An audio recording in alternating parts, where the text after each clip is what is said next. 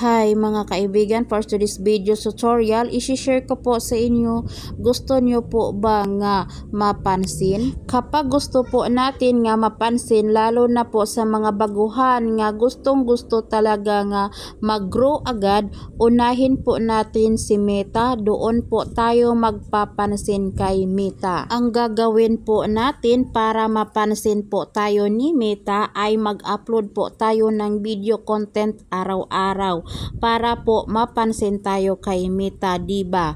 Walang ibang mag-suggest sa ating mga video content, si Meta lang. At wala naman din masama kapag magpapansin din po tayo sa ibang content creator, lalo na sa mga big content creator. So marami po akong nababasa dyan po sa aking comment section nga pa-support, payakap naman po. So naiintindihan ko po yun, lalo na sa mga nag-uumpisa pa lamang.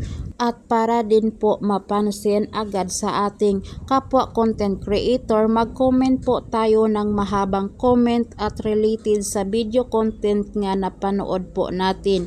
Yung isa puso po natin ang pag-comment. Yan po, mapansin talaga tayo agad sa ating kapwa content creator.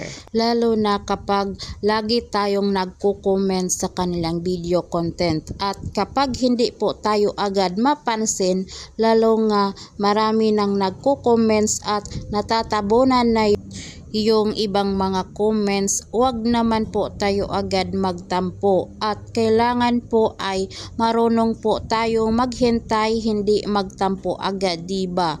At lahat naman ay pinaghirapan natin, walang madali dito sa Meta World, kailangan ay sipag, tiyaga at pasensya. So yan lang po ang isi-share ko po sa inyong mga kaibigan. Gusto nyo po ba nga mapansin? Thank you for watching. Bye bye.